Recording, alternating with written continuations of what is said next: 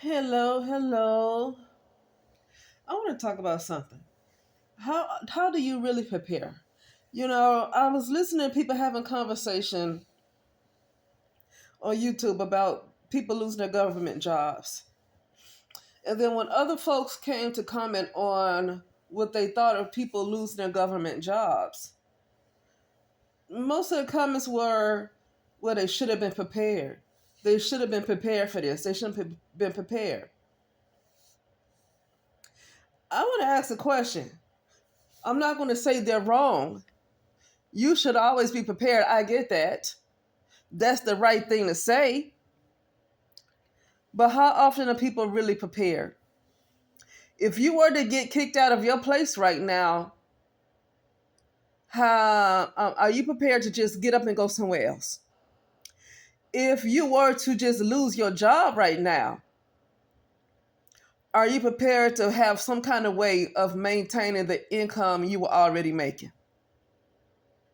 Now, you probably should, but my point is how many people are? That's my question. And the reason why I ask that because I can agree, I can say that people might should have been prepared, but I don't want to say that because I know I'm not perfect. Listen, I'm not perfect. I'm not going to say what somebody else should have done because I know that sometimes I fall short. And sometimes when people say these things, talking about how somebody should have been prepared, I don't think they understand how often they have probably fallen short in their own life. It's a lot of shoulda, woulda, couldas, but the problem is people are just not perfect, and people are gonna always just be not perfect. When people lost their house to these fires, and by the way, a lot of California is not the only place where people lost their houses to fires. People say, well, they shouldn't be moving out there knowing it's fire prone. What about places that always have tornadoes and earthquakes and stuff? Like, where can you live? You can't hardly live nowhere. And then what about the Maui fires? Was that fire prone? Because somebody who was living in Hawaii, I was looking at his channel, and he said the California fires, the recent California fires, seems like eerily similar to the Maui fires. The way everything went down, the way it started, and then they didn't have anybody come out there to do anything about it for a long time. Sounds like the Maui fires. This is what a resident in Hawaii said. But it's always they should have been prepared. Prepared to do what? Are you prepared? Like when something like that, if something like that can really happen to you, are you really prepared to just pick up? Like that can displace you. That can displace you. See, it's good to say that you should have been prepared, but most of the people that say that you should have been prepared, they really ain't prepared for if something was to happen to them right now that can throw them off, like that can just completely destabilize them. They might not be prepared for it. Now, I want to get back to this message about stocking up. I feel like, here's my thing. Somebody asked me a question why I keep talking about this stocking up and what do I have against it? I don't have anything against stocking up. The only problem I have with it is that I've seen people who have saved stuff that have stocked up and then they lost their house, and then when they became displaced, all the stuff that they stocked up on, they couldn't carry it with them. That's the problem I have. If things go in certain people's timelines, the way some of these tyrannical people or whoever choose to do things, you might not be in your house. You might be moving around and moving around and moving around. You're not going to have time. And I thought I said that in that video. You're not going to have time to be trying to carry everything that you went and stocked up on from the stores. Now, this is not everybody might not go through this, but some people might have to go through that. Those people that lost their house to those fires in Los Angeles. I'm pretty sure that they were prepared with meals and water and all that stuff, and their house just caught on fire. You know, I look at some people on YouTube. All of a sudden, something happened for them to be displaced, and they probably had plenty of stuff in their house, but they couldn't take it with them. They had to only put whatever could fit in that car. That's what they had to carry with them. I always feel like for me, the best way to prepare is spiritually, because when you only try to prepare physically, anything can happen, because this thing is a game. Like this, literally, this whole thing right here is a game. It's all a game. You know, because I said before, you don't. It does not have to be scarcity. It don't have to be that way. The earth should be abundant, right? How the heck do you run out of water when the earth is mostly water? How do you run out? How do you run out? That's what I'm talking about. It does not have to be scarcity. And trying to buy a bunch of bottles of water, and even if those big jugs that you turn upside down, you know, those big, huge jugs, that's not even going to be enough if you're trying to take baths. You're trying to wash off. Forget just drinking water. You need to clean yourself. And then what if the electricity goes out? See, this is what I'm talking about. It's time to So no, my whole thing is with the message of only stocking up, because I don't hear anybody talk about spirituality.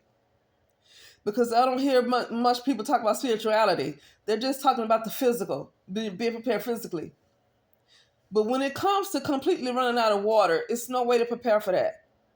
You can't prepare. You can't just think you're only going to drink water. You're going to need to clean yourself. And if you have a house more than one person, it's just going to be hard to have enough water. It's just not going to happen. And forget people who are in hospitals and long-term care facilities and all of that. They're going to die. There's no way to prepare trying to get enough water for what you have used. Even if you what if like people might say, what if you cut what you use in a day? It's just never going to be enough. And you should not run out of water when the earth is abundant with water. How do you run out? That means somebody else is purposely causing the lack of water supply. Somebody else is controlling it. That's what happens when you're in a man-made world. The type of world that we're in right now, I'm going to be honest with you, it's not even earth anymore. It's man-made. It's man-made. We're no longer on earth. I just want to make that clear. I want to make it clear that we're not on earth. We're in a man-made type of matrix. We're no longer on earth. We have been pretty much we've been genetically modified. We have been genetically modified. We're no longer on earth. I want to make that clear. We're no longer in Mother Nature. No, this is a man-made world. We're in a man-made type of matrix. We're in a man-made world. It's not earth. It's not nature. Everything is controlled by man.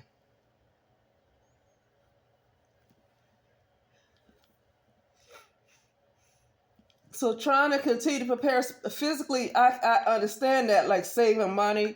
No, I get all of those things. I do make it clear, but sometimes, I don't. Sometimes it might not matter how you say and what you say. If somebody disagrees with you and they think the only best way to prepare is physically, then that's just a bit on them. That's not for me to try to convince anybody. The reason why I feel like it's really best to prepare spiritually beyond anything. First of all, the physical world, whatever happens in the physical is already a result of something that came from the spiritual. Whatever's happening in the physical, what you perceive as the physical, whatever happens in the physical is already a result of something that has happened already spiritually. There's nothing new. Whatever's happening in the physical is not new. It's something that already took place. But it had to manifest within time in your realm. It's already taking place. Okay? So if you only look at the physical, it's going to be really hard to prepare if you're only looking at the physical. Okay? But no, I don't no, I don't agree with just preparing physically. I think being prepared physically is a smart thing to do because you're in the physical world. But I always feel like you should be spiritual first. I always feel like you should prepare spiritually first. I think maybe some folks don't see it that way because maybe they haven't been under spiritual warfare.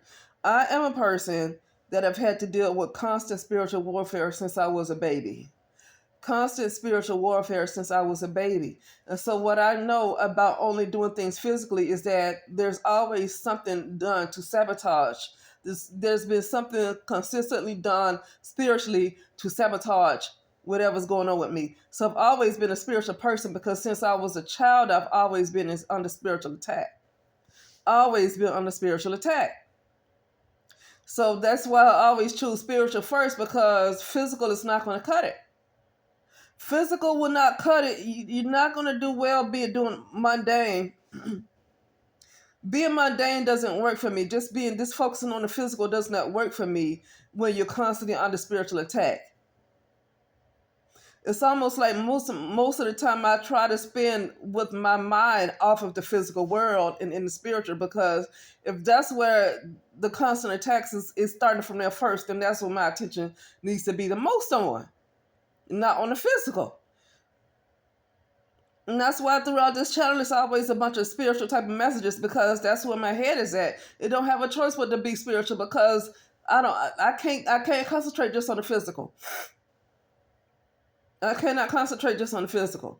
There's too much stuff going on spiritually for me to even put most of my attention on the physical. Like really right now, I'm putting too much of my attention on the physical. Even right now.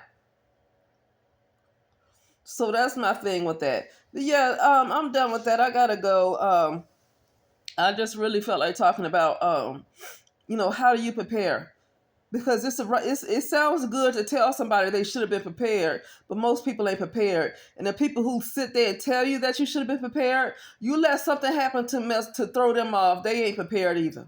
So I don't care how good that sounds. A lot of people really aren't prepared. Even if they think they are prepared, they're really not prepared. Sometimes you are prepared. But really, I would really caution wanting to say that to somebody else who lost a job that they might have been in for 25 years and they were close to retirement, and to say they should have been prepared. I would caution just constantly telling somebody they should have been prepared, because there's somewhere in other folks' life that say these things where they might not be prepared. They might be prepared in some areas and they're not prepared in other areas. It's something that's going to catch them where they're not prepared. Now, one area that they lack to prepare in, something that's going to hit them, and they weren't prepared. And what do you say? Well, you told them they should have been prepared. Now you should have been prepared. How about that? Nobody is really 100% prepared. They're just not. I don't care how good you think you are. There is somewhere that you might be lacking, and that is the main area where the enemy might get you. Okay, that's why I'm careful judging folks like that. Like, I have to be really careful, because I know I'm not perfect, y'all. I know I'm not perfect. I don't judge nobody. I know I'm not perfect. I know I fall short. So I don't have the room to be judging other people. But anyway, that's it, and I'll talk later.